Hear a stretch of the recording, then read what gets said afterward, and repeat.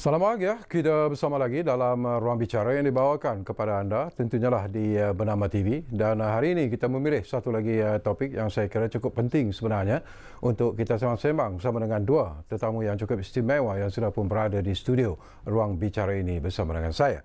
Baiklah, topik yang kita pilih hari ini di ruang bicara ialah hashtag Kita Jaga Kita Mengurus Perpaduan Negara. Dan dua tetamu yang telah pun ada bersama dengan saya di sebelah kiri saya ini, kita ingin mengucapkan selamat datang buat pertama kalinya kepada yang berbahagia Encik Anwar Ahmad, iaitu pensyarah kanan di Pusat Pengajian Pendidikan dan Kesejahteraan Komuniti Fakulti Pendidikan UKM. Jadi Anwar, apa khabar? Alhamdulillah, terima kasih. Puasa macam mana? Okey. Alhamdulillah, berjalan lancar. Okay. Dan kita juga ingin mengucapkan selamat datang semula. Lama sebenarnya dia tidak bersama dengan kita. Jadi terima kasih dan juga selamat datang kepada yang berbahagia Profesor Sarjit Singgil dari Fakulti Ekologi Manusia UPM, dan Prof juga merupakan penasihat Sekretariat Rukun Negara UPM. Jadi Prof, apa khabar? Baik, sihat, terima kasih. Kami ingin mengambil kesempatan ini sebenarnya ingin mengucapkan setinggi-tinggi tahniah kepada Prof kerana telah pun diangkat menjadi profesor, dan ini merupakan satu pencapaian yang cukup hebat bagi profesor. Dulu kita cuma panggil dia doktor saja. Terima kasih. Terima kasih banyak. Dan kepada anda yang sedang bersama kami ketika ini, seperti biasalah kami juga mengalu-alukan pandangan, komen ataupun apa saja yang mungkin ingin anda kongsikan bersama dengan tetamu-tetamu saya yang berada di studio bercakap tentang isu ini. Jadi dua talian telah pun kami sediakan kepada anda, 0320 594624 dan juga 0320 594625. Sebenarnya kita ada tiga tetamu dalam program ini, tetapi salah seorang tetamu kita nanti akan kita hubungi melalui phone call ataupun telefon, iaitu saudara Jo Fitri Johar yang merupakan Presiden Majlis Belia Malaysia.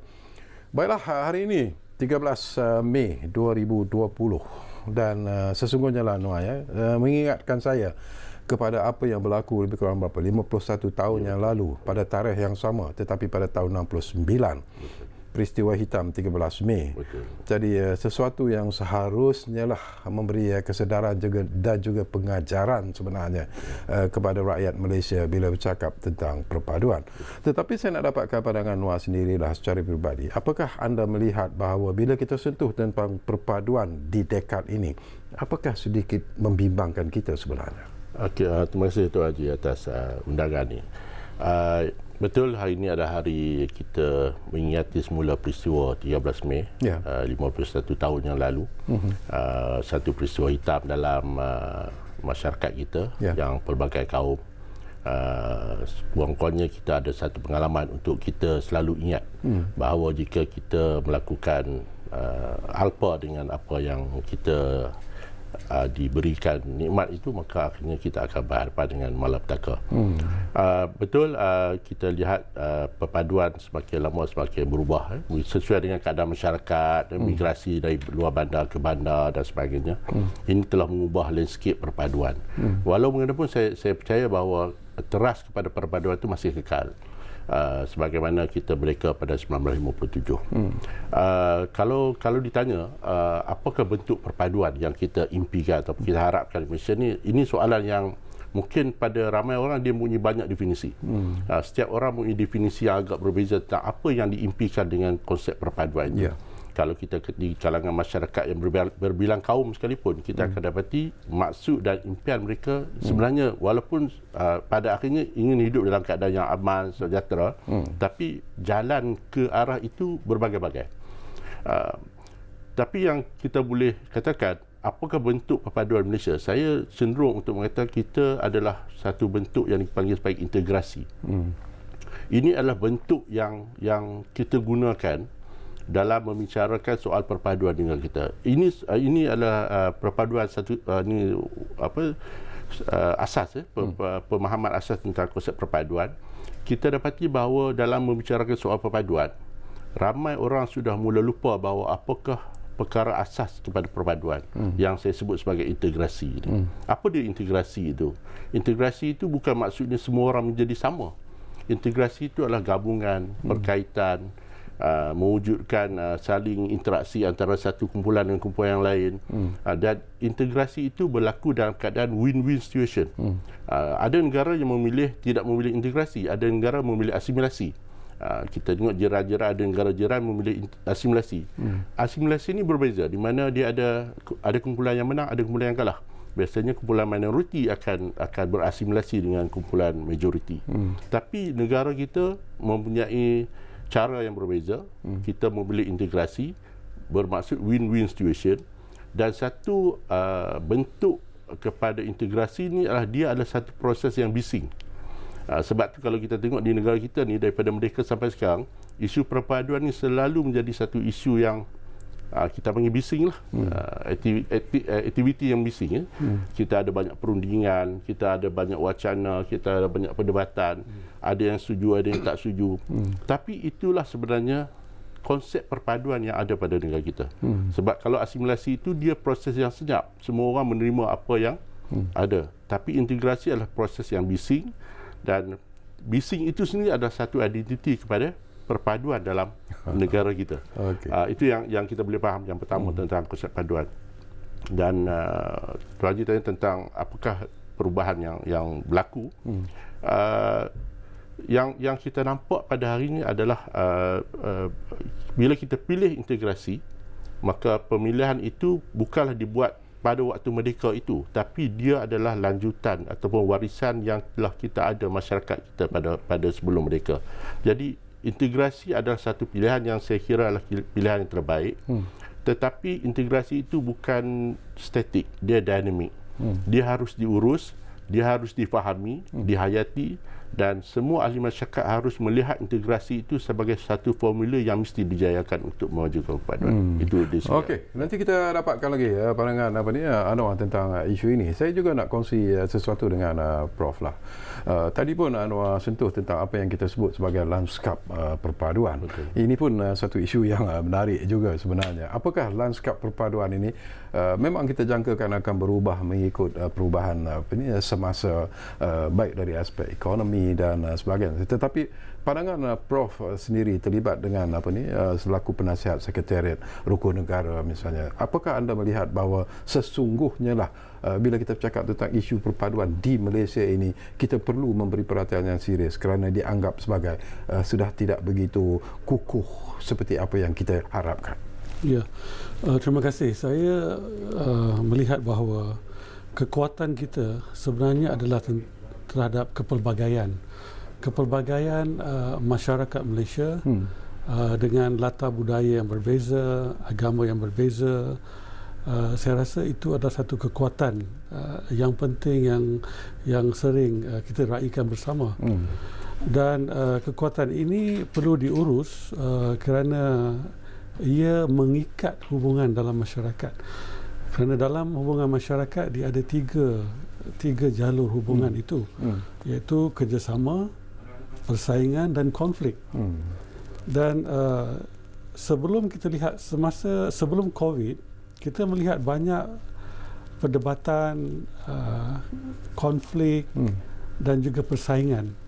Adanya kerjasama tetapi agak terbatas.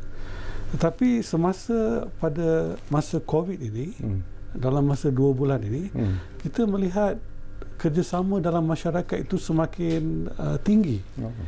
Dan konflik seolah-olah sudah tiada. Cuma konflik dalam politik tu itu ongoing lah. Itu masalah politik itu lain. Tetapi konflik dalam masyarakat melibatkan masalah perkauman, masalah keji-mengeji, hina-menghina itu tidak kelihatan sekarang. Yang saya lihat pada zaman semasa COVID ini adalah bagaimana gerakan rakyat tanpa menunggu daripada kerajaan mula menggunakan network masing-masing untuk membantu masyarakat Malaysia dan juga warga negara asing yang tinggal di Malaysia. So saya rasa ini adalah satu lanskap perubahan yang berlaku dan di sini saya lihat kekuatan masyarakat itu seperti NGO, seperti pertubuhan-pertubuhan agama umumnya dan juga pertubuhan-pertubuhan belia seperti Majlis Belia Malaysia, Pertubuhan Belia Sikh Malaysia, Gurdwara di Malaysia, gereja, masjid dan sebagainya, mula menggunakan gerakan mereka untuk membantu masyarakat semasa krisis ini berlaku. Yang ini jarang kita lihat sebelum COVID. Tetapi sekarang ni saya lihat perpaduan semakin mantap, semakin kuat dan bersatu kerana adanya satu kesedaran dalam masyarakat bahawa kita perlu hidup bersama. Kita perlu saling bantu-membantu, kita perlu saling menghormati dan terus hidup bersama. Dan ini jarang kita melihat sebelum ini. Dan kalau kita lihat pandangan-pandangan dalam media, dalam YouTube dan sebagainya, saya melihat gerakan-gerakan masyarakat ini sebenarnya membantu kerajaan. Walaupun kita ada Kementerian Perpaduan Negara yang saya belum lihat mana hala tuju mereka, saya pun belum ada mendengar kenyataan daripada menteri sebagainya. Dan kita lihat inilah masanya Kementerian Perpaduan melihat dalam konteks bagaimana rakyat mengangkat Moments of Unity ini seperti yang disebut oleh Profesor Ulung Samsu Amri. Moments of Unity, hubungan dalam masyarakat ini, kerjasama mereka ini semakin mantap dan perlu diberi perhatian. Dan saya melihat COVID ini sebenarnya adalah satu rahmat juga kepada kita, kerana ia memberi kita satu peringatan kepada kita semua tentang apakah tujuan kita sebenar hidup secara bersama dalam masyarakat. Dan sudah ada satu kesedaran dalam masyarakat bahawa kita tidak boleh bersaing, kita tidak boleh lagi berkonflik, tetapi kita seharusnya duduk semeja, berbicara, berbahas, berunding dan cuba mendapatkan sesuatu ideologi baru untuk mengangkat seperti yang disebut oleh Profesor Samsul, iaitu melihat perpaduan dalam konteks baru. Sebab selama ini kita melihat dalam perspektif yang sempit, iaitu perpaduan adalah seperti makan, minum, duduk sama dan sebagainya. Itu adalah peringkat yang terlalu bawah sekali, asas. Tetapi untuk peringkat yang lebih tinggi, bagaimana sebenarnya kita seharusnya boleh meraihkan kepelbagaian itu dalam konteks yang sebenar. Selama 1-2 tahun ini saya membuat pemerhatian, sudah ada ucapan penting oleh Yang di-Pertuan Agong tentang perayaan-perayaan masyarakat Malaysia. Saya rasa ini satu yang bagus, yang jarang kita lihat dan kedengaran sebelum ini. Dan walaupun etnik itu adalah minoriti sifatnya, tetapi apabila ketua negara memberikan ucapan kepada masyarakat sesuatu etnik itu, khususnya minoriti, ia memberikan satu kegembiraan kepada masyarakat bahawa mereka juga adalah masyarakat Malaysia dan diraihkan bersama oleh ketua negara. Ini saya rasa penting. Okey, saya suka bila Prof menyebut the key word di sini bagi saya Noah ialah konflik. Bila timbul konflik itu baru dapat kita lihat bahawa sesungguhnya rakyat Malaysia ini bersatu padu. Dan kalau kita ikut dari aspek sejarah sekalipun, mungkin dulu kita bersatu padu kerana kita ingin menentang ancaman daripada komunis misalnya, dan kita rakyat Malaysia bersatu padu. Dan kemudiannya apabila berlaku peristiwa MH17 pun misalnya, itu pun membawa semangat perpaduan di kalangan rakyat Malaysia. Dan sekarang ini ada COVID-19 juga, macam Prof sebut tadi, menyatu padukan ataupun menimbulkan semula semangat perpaduan di kalangan rakyat Malaysia. Soalan saya, apakah kita memerlukan konflik-konflik seperti ini barulah akan ketara semangat perpaduan itu? Sebenarnya kalau kita lihat kepada masyarakat, jauh di dalam individu ataupun sanubari mereka inginkan perpaduan. Kalau kita tanya sesiapa pun, dia ingin hidup dalam keadaan yang aman, tenang, bergaul dengan baik, kepelbagaian dan sebagainya. Tapi dalam keadaan-keadaan biasa, dalam keadaan persaingan kehidupan, kadang-kadang timbul isu-isu yang melibatkan perpaduan. Tapi bila kita diuji dalam keadaan-keadaan misalnya disebut oleh Tuan Haji tentang COVID-19 dan sebelumnya dan juga dalam era 60-an komunis, kita dapat lihat bahawa masyarakat boleh bersatu. Maksudnya secara pengajarannya adalah apabila masyarakat mempunyai satu hala tuju yang sama, wawasan yang sama, jelas apa yang ingin dicapai, mereka boleh bersatu. Jadi saya rasa kepimpinan negara harus memberi satu hala tuju yang jelas kepada masyarakat. Kalau kita ingin mempunyai perpaduan, apakah perkara yang kita ingin capai? Saya ingat pada 90-an dulu, saya ingat sambutan Hari Kemerdekaan begitu meriah. Sebab waktu itu kita dapat melihat dengan lagunya, dengan kibaran benderanya, rakyat menyahut perkara itu dan semua kaum ingin meraihkan kemerdekaan itu. Dan begitu juga dengan bila timbul wawasan 2020, satu masa dulu kita lihat begitu ceria dan ramainya orang untuk menyahut perkara-perkara. Sebab perkara yang ingin rakyat nak adalah mereka jelas apa yang mereka nak capai dalam urusan perpaduan ini.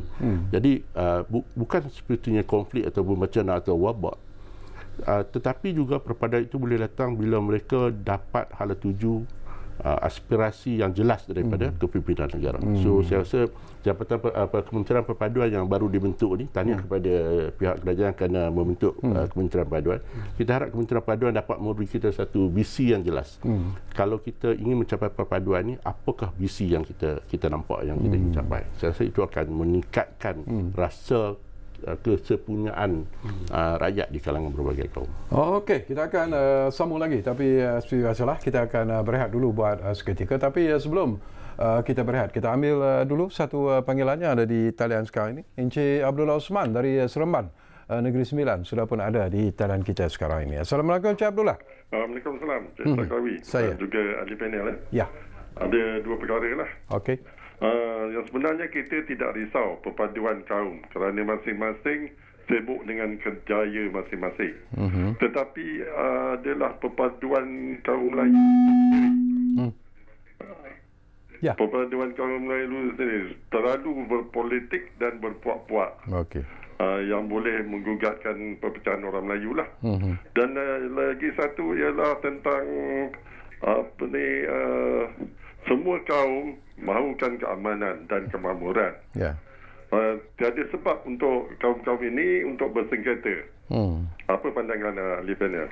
Terima kasih. Baik, terima kasih banyak-banyak Encik Abdullah Osman dari Seremban Negeri Sembilan. Dan kepada anda, dua talian itu kami kekalkan kepada anda 0320594624, 0320594655. Mungkin anda juga ada pandangan-pandangan yang ingin anda kongsikan bersama dengan kedua-dua tetamu saya yang berada di studio Ruang Bicara ini. Kita rehat dulu buat seketika, kembali semula selepas ini.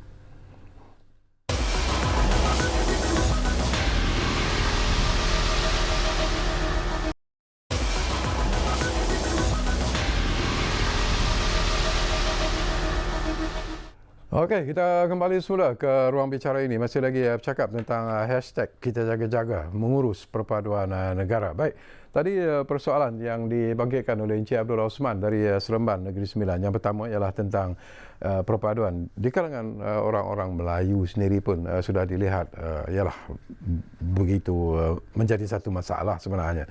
Dan kadang-kadang ialah di sini pun disebabkan oleh isu-isu politik dan sebagainya. Jadi mungkin yang sesuai menjawabnya Anwar. Terima kasih pada yang saya bertanya. Ya.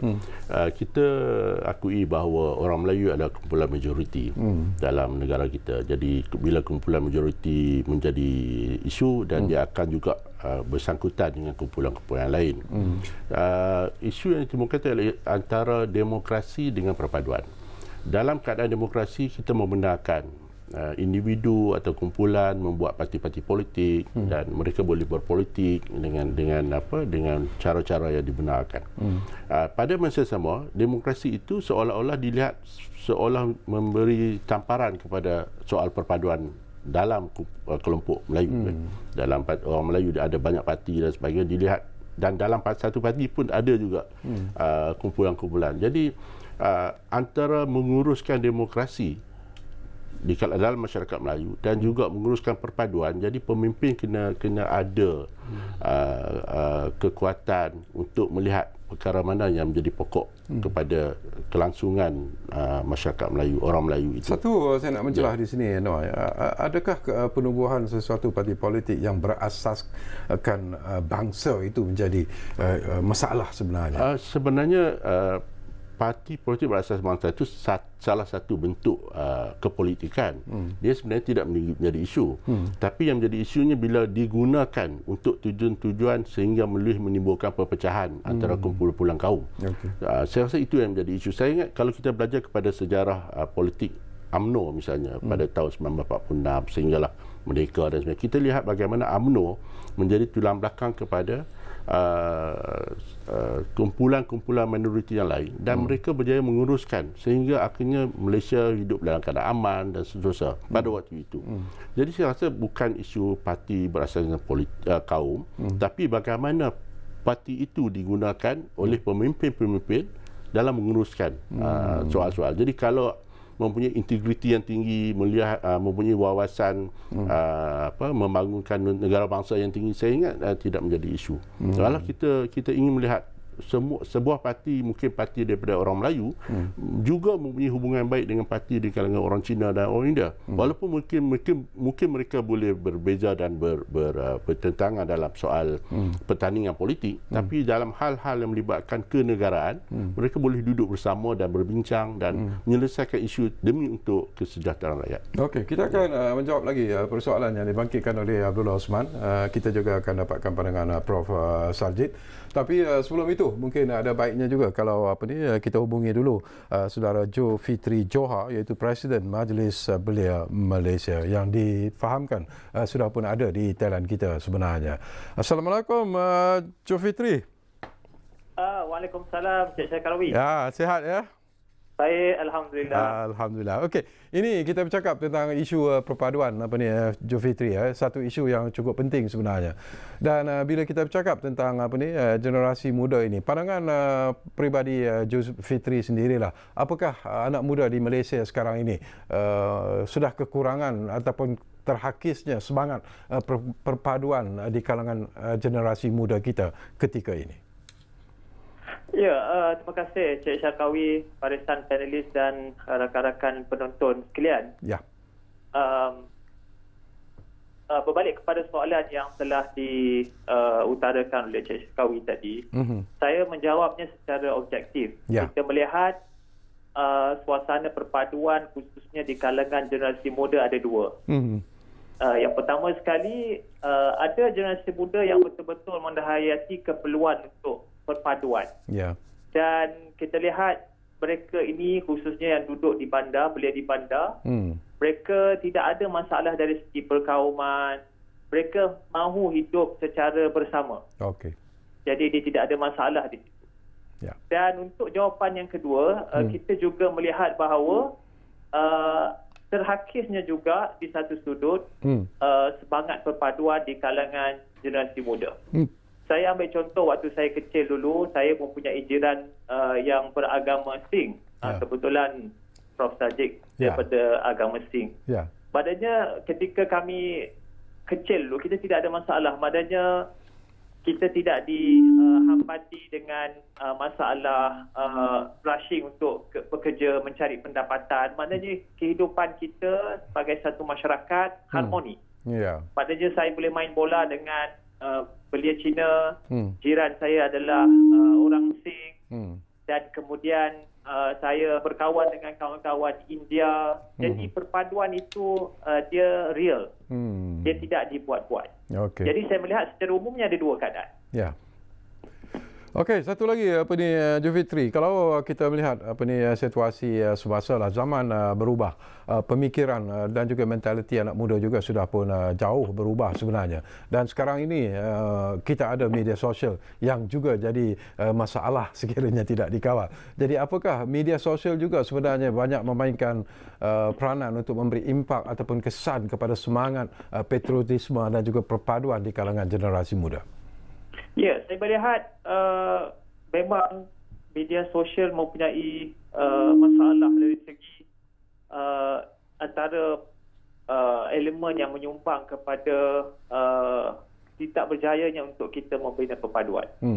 Kerana bidang sosial kita lihat banyak berita-berita palsu, isu-isu yang kalau kita tidak didik generasi muda kita untuk menapis berfikiran kritis, dan yang paling penting untuk dapat membezakan mana berita yang benar, mana berita yang palsu, maka media sosial kita lihat banyak menyumbang kepada tidak berjayanya untuk kita menjayakan agenda perpaduan. Jadi kita harus mendidik generasi muda kita bagaimana untuk menggunakan media sosial dengan sebaiknya. Okey, bila you sebut tentang mendidik, ini pun menarik sebenarnya. Joe Fitri, apa yang dilakukan oleh Majlis Belia Malaysia sendiri dalam usaha untuk mendidik generasi muda supaya menjadi lebih patriotik, supaya menghormati ataupun menjadi lebih menghormati semangat perpaduan di kalangan rakyat Malaysia? Ya, memang antara perbincangan yang penting dalam Majlis Belia Malaysia adalah bagaimana kita boleh berperanan secara efisien sebagai ejen penyatu, kerana semangat penubuhan Majlis Belia Malaysia adalah untuk menyatu padukan belia pelbagai kaum dan agama. Sebab itu bila kita ada isu berkaitan dengan sekolah aliran vernacular dan ada yang mencadangkan untuk kita ada sekolah yang menyatu padukan semua kaum. Jadi kita menawarkan persatuan belia sebagai satu medium pendidikan informal, informal education, di mana persatuan belia adalah tempat yang paling baik untuk menyatu padukan kaum.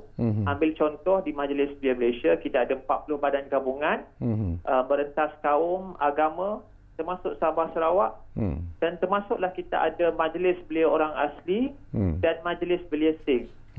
Maknanya ini merupakan satu platform yang baik, platform yang berkesan untuk kita mendidik dan menyatu padukan belia pelbagai kaum. Kita bukan hanya boleh hidup bersama, tapi kita membangun dan melakukan aktiviti bersama. Ambil contoh ringkas, sebenarnya kita berhadapan dengan COVID ini, kita memang membawa tema perpaduan, mana-mana belia kita, badan gabungan belia kita yang membuat program, membuat bantuan COVID, kita tekankan perpaduan tersebut. Maknanya bantuan merentas kaum dan agama. Okey. Baik, terima kasih banyak-banyak saudara Joe Fitri Johar, iaitu Presiden Majlis Belia Malaysia, kerana sudi bersama kita di ruang bicara ini walaupun melalui talian, dan kita harap ianya juga akan memberikan sedikit suntikan sebenarnya kepada generasi muda dalam usaha untuk mengukuhkan lagi semangat perpaduan di kalangan rakyat Malaysia, terutamanya untuk golongan generasi muda. Terima kasih banyak-banyak Joe Fitri. Baik, kita kembali semula ke studio ini. Tadi kita nak jawab juga persoalan yang dibangkitkan oleh Abdullah Osman. Mungkin Prof juga ingin menambah. Yalah, kita bercakap tentang macam apa yang disebut oleh Abdullah Osman tadi tentang keamanan, tentang kemakmuran. Itu yang sebenarnya ingin dicapai oleh rakyat, dinikmati oleh rakyat Malaysia, dan itu kadang-kadang juga yang menimbulkan pergeseran di antara kaum dalam usaha untuk mencapai matlamat itu. Pada hemat saya, keamanan, keharmonian, kedamaian ini adalah matlamat penting yang perlu ada dalam jiwa masyarakat Malaysia. Kerana kalau kita lihat negara-negara Asia Barat, apa yang berlaku, konflik dalam masyarakat sendiri, konflik dalam agama sendiri yang boleh menyejaskan hubungan silaturahim dan sebagainya. Dan di Malaysia kita bersyukur kerana kita tidak mempunyai banyak masalah. Yang ada dulu adalah seperti 13 Mei, Kampung Medan, Lawiyat dan beberapa insiden kecil. Tetapi kedamaian, keharmonian ini perlu ada dan perlu masuk dalam pemikiran masyarakat dan juga pemimpin kita sendiri, supaya gerak kerja apa yang dibuat, setiap dasar yang telah direncanakan oleh kerajaan, tak kiralah dasar semua, kalau kita baca dasar-dasar kerajaan, dasar-dasar awam, semua matlamat dasar awam itu adalah kepada perpaduan akhirnya, matlamat asas, matlamat utamanya. termasuk seperti saya terlibat dengan dasar belia Malaysia, dasar kebudayaan kebangsaan, dan juga dasar sosial negara. Ini semua dasar sosial yang penting yang memberi perhatian kepada isu perpaduan. Kenapa perpaduan penting? Kerana sekiranya kita tidak bekerja dengan lebih gigih ke arah mencapai perpaduan itu, ia akan menjejaskan kestabilan sosial masyarakat. Apabila kestabilan sosial tidak dijaga, dengan adanya kestabilan ekonomi yang parah dan dengan keadaan politik yang huru-hara, maka dia akan menjejaskan credibility dan juga image negara di mata masyarakat antarabangsa. So saya lihat adalah penting di peringkat awal lagi kita memberi pendidikan tentang keutamaan perpaduan. Dulu kita ada di universiti, Saudara Anwar, kita ada kursus hubungan etnik. Namun tahun lepas kerajaan telah menukar kursus hubungan etnik ini. Dan saya rasa kursus ini sepatutnya disemak kembali kerana ada kepentingan dalam usaha untuk membina sebuah negara bangsa. Kalau kita lihat, kita nak menjadikan Malaysia sebuah bangsa Malaysia yang bersatu padu. Kalau kita lihat ucapan Tun Mahathir pada tahun 1961 tentang wawasan 2020, akhirnya pada tahun ini sepatutnya kita sudah menjadi sebuah negara maju. Negara maju berasaskan teknologi, industri, tetapi dengan adanya cabaran yang perlu kita tangani yang masih belum selesai, iaitu mengurus perpaduan. Bagaimana nak membina bangsa Malaysia yang bersatu padu sekiranya dalam pemikiran masyarakat masih ada lagi layanan-layanan yang tidak baik terhadap etnik lain. Masih lagi ada lagi stereotipnya, masih lagi ada prejudisnya, masih lagi ada diskriminasi sosial dalam konteks kehidupan, dalam konteks pekerjaan, dalam konteks governance. So saya rasa sekiranya defisit sosial ini tidak diatasi, maka ia akan menjejaskan usaha kerajaan untuk membina bangsa Malaysia seperti yang diidamkan oleh kerajaan. Dan saya rasa semua masyarakat Malaysia mahu kita menjadi sebuah bangsa Malaysia yang bersatu padu. Memang proses itu sedang berlaku. Kalau kita lihat model Sabah dan Sarawak, sebab itu saya selalu tegaskan dalam kuliah bahawa model Sabah Sarawak adalah perpaduan yang terlalu baik sekali berbanding dengan di Semenanjung. Kerana di Semenanjung ini banyak polemiknya. Tapi di Sabah dan Sarawak kita lihat bagaimana mereka boleh tinggal bersama di rumah panjang, mereka boleh tinggal bersama dalam konteks kepelbagaian itu telah dipraktikkan dengan lama sekali. So di sini saya rasa dasar kerajaan mungkin untuk Kementerian Perpaduan Negara ini, saya fikirkan mereka mungkin sedang merencana satu dasar yang baru untuk membawa ke mana hala tuju negara kita dalam masa 2030. Dalam RMK 12, mungkin seterusnya dalam RMK 13 kali. Tema perpaduan ini bermula daripada rancangan Malaysia pertama hingga rancangan Malaysia ke-11 dan akan dipanjangkan dalam RMK ke-12 dan sebagainya. Tetapi yang paling utama adalah bagaimana membawa kepelbagaian masyarakat ini untuk memberi pandangan-pandangan kepada sesuatu dasar, umpamanya kepada pembuatan keputusan, supaya pandangan itu tidak hanya bergantung kepada satu atau dua etnik sahaja. Jarang kita mendengar pandangan daripada masyarakat Sabah Sarawak tentang suatu dasar itu. Kalau ada pun, mereka mungkin kadang-kadang dijemput untuk di bahagian-bahagian akhir sekali. So di sini kita lihat kita perlu mengurus dengan bijak. Satu tentang dasar, yang kedua tentang database. Kalau saya bertanya kepada kementerian tentang database, umpamanya rukun tetangga. Rukun tetangga adalah satu platform yang baik untuk membina persefahaman dalam masyarakat. Betul. Ada lebih 8,000 rukun tetangga. Masalah dalam rukun tetangga seperti yang kita tahu adalah masalah kepimpinan. Masalah dana.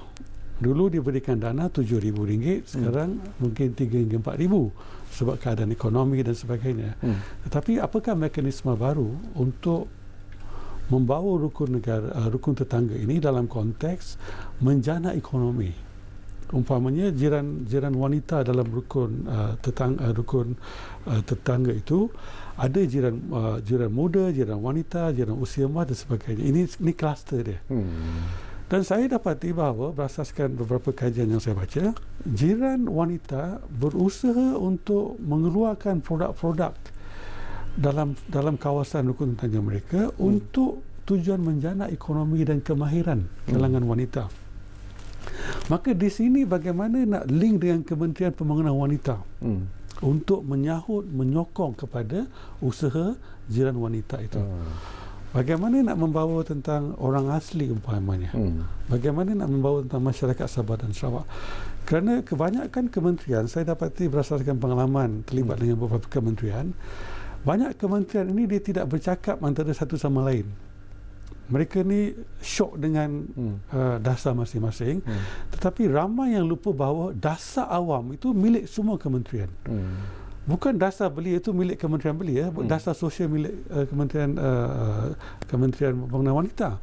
Dia adalah milik semua kementerian. So di sini perlu ada satu tindakan pantas kerajaan untuk mengubah minda pemimpin-pemimpin kepada kementerian ini supaya mereka sentiasa berdialog, berkongsi data. Ada sekarang digunakan konsep data raya. Saya pun tak faham dengan apa konsep data raya ini, tetapi saya faham database. Database ini perlu dikongsi. Bukan senang untuk mendapatkan data daripada kerajaan.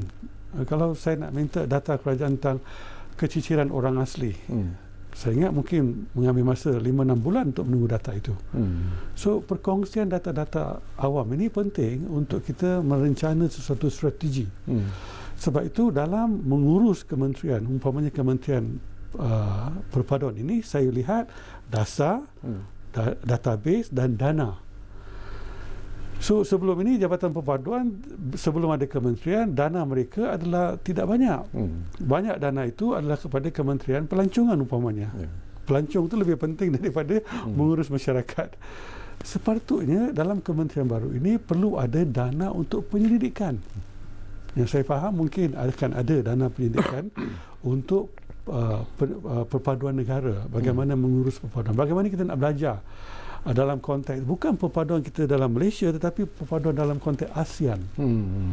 Okey, sesuatu yang menarik juga sebelum kita berehat. Barangkali Noah, Prof sentuh seminta selalu. Kita bercakap tentang integrasi nasional, kita bercakap tentang perpaduan Sabah, Sarawak dan juga Semenanjung. Itu pun belum lagi mencapai ke tahap yang kita inginkan sebenarnya ataupun yang kita harapkan. Orang Sabah masih lagi menganggap kita ini orang Semenanjung dan orang Sarawak juga begitu. Orang Semenanjung sudah datang ke Kuching sekarang ini. Something like that. Padahal kita ni satu Malaysia. Jadi bagaimana nak memperbetulkan situasi ini? Asas kepada isu ini adalah interaksi lah.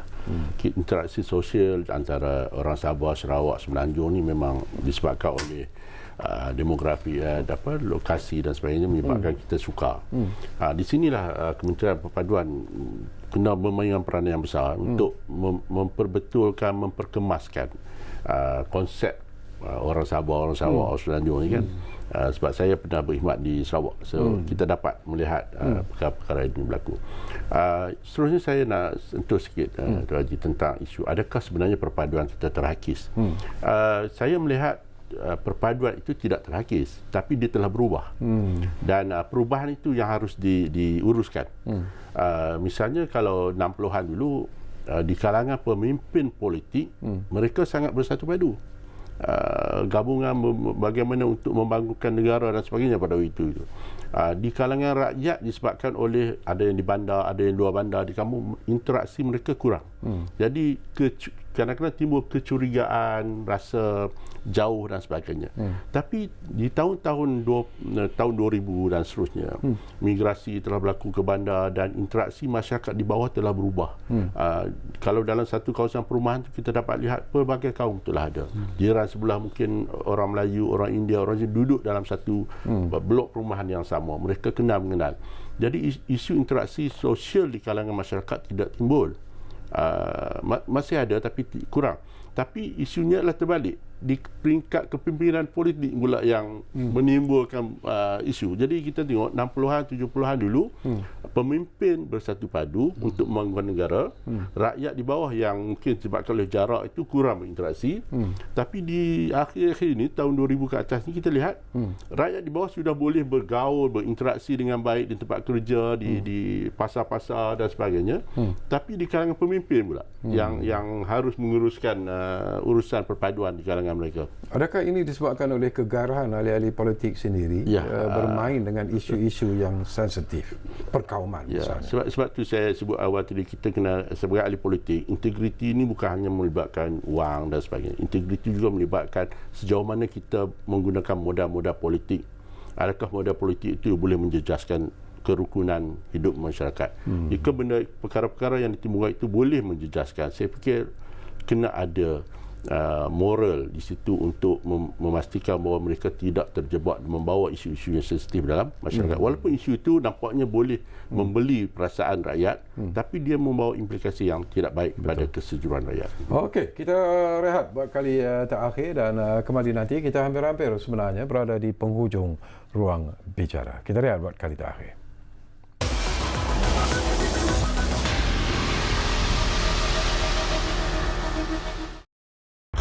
Hadapi wabak ini dengan rasional dan tenang.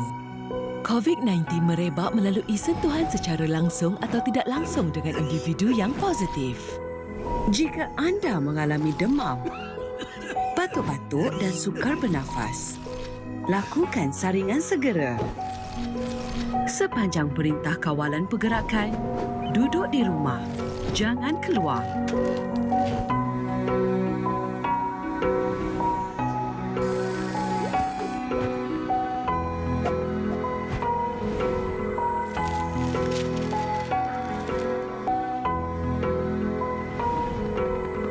Amalkan tahap kebersihan yang tinggi.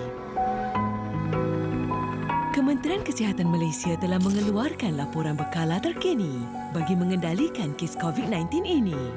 Dapatkan maklumat sahih daripada sumber yang dikeluarkan oleh Kementerian Kesihatan Malaysia.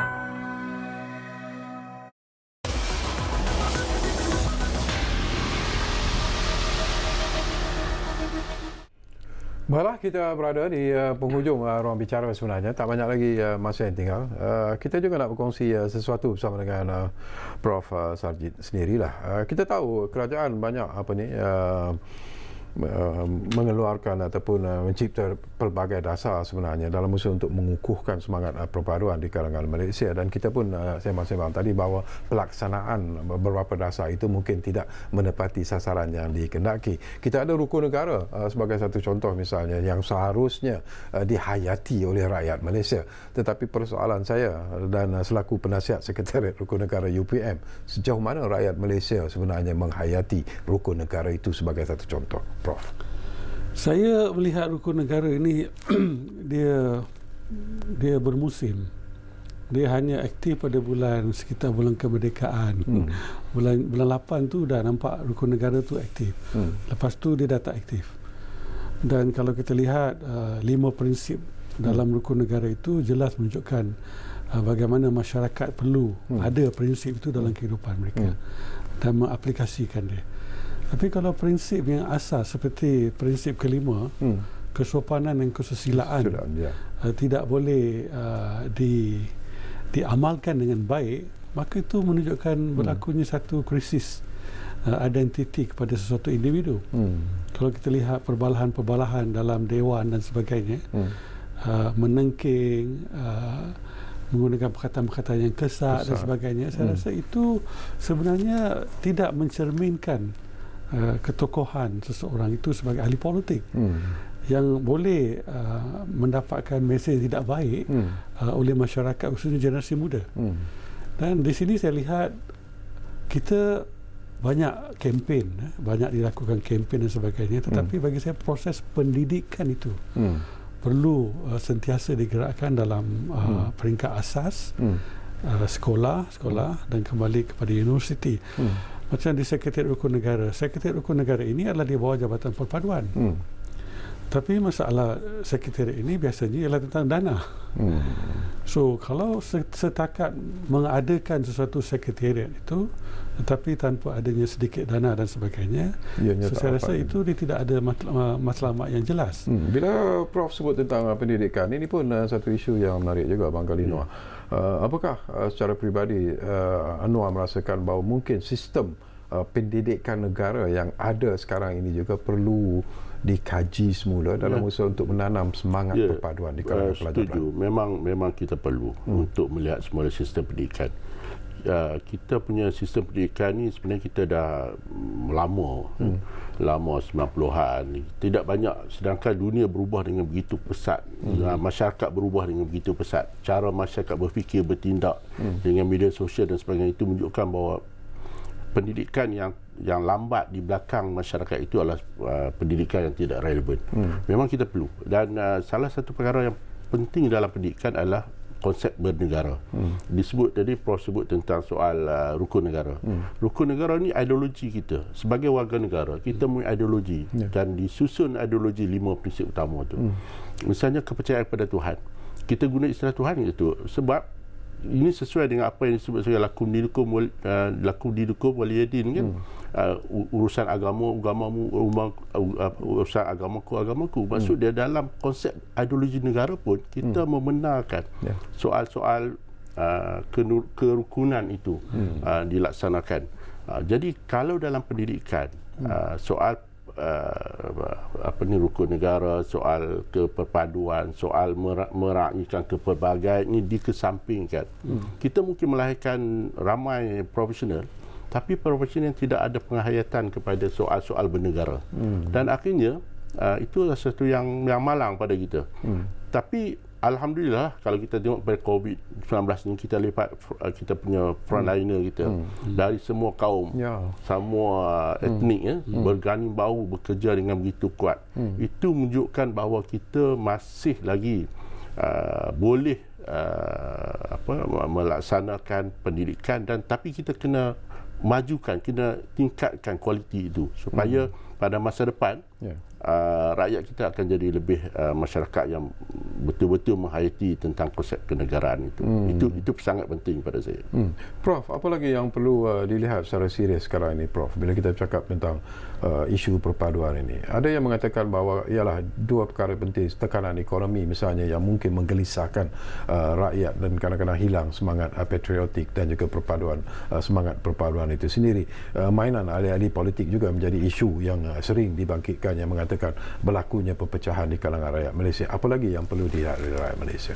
Saya melihat bahawa perpaduan perlu dibawa dari bawah ke atas, dan pendekatan itu adalah pendekatan yang cukup penting yang datang daripada masyarakat. Maka pendekatan daripada kerajaan, daripada atas ke bawah itu kadang-kala ada kelompangan di situ, dari segi dana dan sebagainya. Tetapi apabila dalam keadaan sekarang, masa COVID dan mungkin pasca COVID ini, saya rasa persefahaman yang sudah timbul dalam masyarakat itu akan menjelmakan lagi banyak sumbangan, banyak kesukarelawanan datang daripada diri mereka untuk membantu tanpa mengira mana-mana latar belakang etnik dan agama. Dan di sini saya melihat apa yang dibuat oleh masyarakat selama 2 bulan ini cukup penting dan perlu diberi perhatian oleh kerajaan. Sama ada memberikan mereka perhatian, sama ada membawa mereka berdialog, tanya dan sebagainya. So, kerana saya melihat ni macam ada gap di sini, ada jurang. Okey.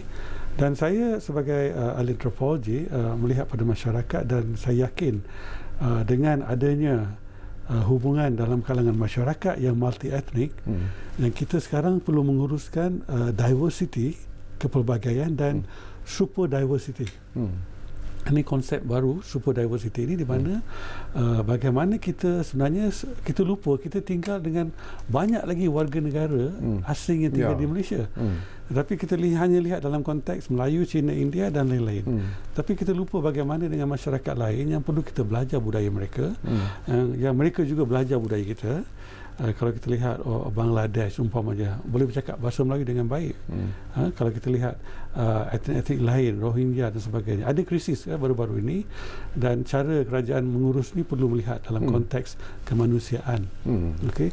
Dan di sini saya melihat kita perlu mengajar generasi muda kita untuk mara ke depan, untuk berbakti kepada masyarakat dan negara. Sebab itu bila kita lihat pendidikan kita terlalu berorientasikan kepada peperiksaan. Di sini masalahnya. Kenapa terlalu berorientasikan peperiksaan? Kerana kita lupa kepada tanggungjawab kita kepada masyarakat dan negara. Dan saya percaya dengan adanya Kementerian Perpaduan Negara ini, saya yakin dan saya harapkan mereka akan memberi tumpuan mendengar pengalaman Sabah Sarawak itu. Saya rasa kerana Sabah Sarawak begitu dinamik sifatnya, mereka boleh memahami dalam konteks yang lebih luas dan boleh kita belajar dalam perspektif mereka itu. Dan yang lebih penting adalah ahli-ahli politik perlu lebih rasional, lebih waras apabila mengeluarkan suatu kenyataan, kerana ia boleh menyinggung mana-mana pandangan masyarakat itu. Saya tahu tujuan mereka kadang-kadang adalah untuk mileage politik, perbatuan politik dan sebagainya.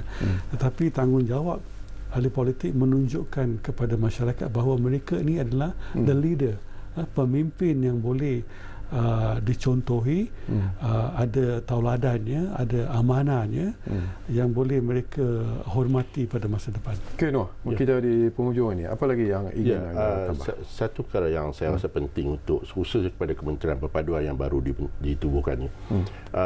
Kita tahu bahawa perpaduan yang kita bercakap ni soalannya hanya soal etnik. Tapi sebenarnya perpaduan ini juga merentas ekonomi, social class, dan itu juga harus diuruskan dengan baik, termasuk juga kawasan bandar, luar bandar, pedalaman dan sebagainya. Itu satu lagi segmen yang harus diuruskan.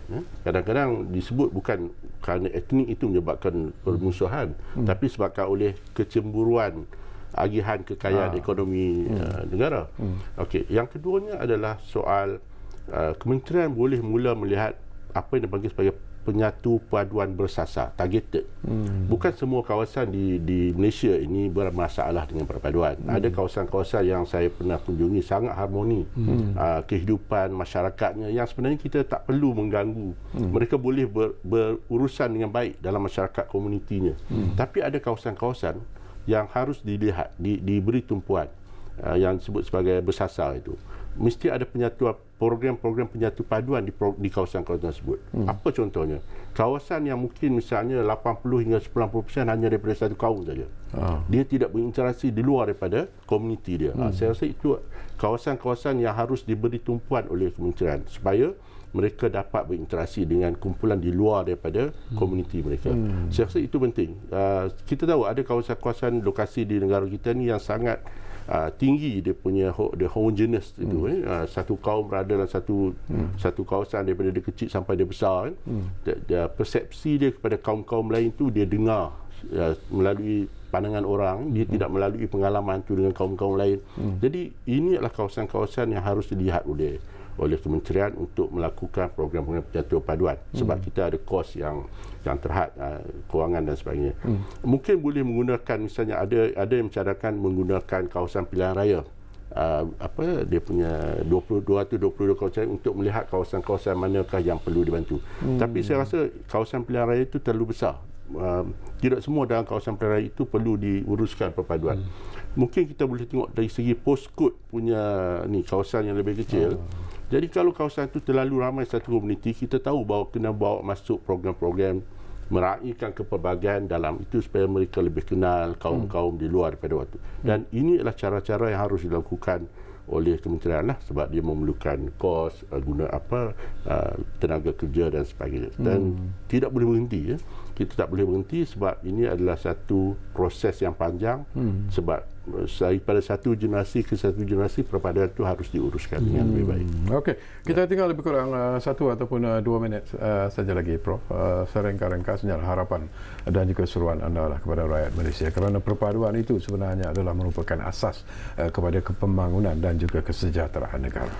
Perpaduan adalah tiang seri negara yang sangat penting, yang kalau kita tidak beri perhatian dia akan menjejaskan banyak kestabilan, ketidakstabilan dalam masyarakat. Maka saya fikir hubungan di antara masyarakat itu semakin baik, semakin ada peningkatan dalam konteks perpaduan ini, dan peranan kerajaan perlu juga membantu. Wakil-wakil rakyat kena selalu turun melihat kepada masyarakat, mengenal pasti isu mereka dan sebagainya.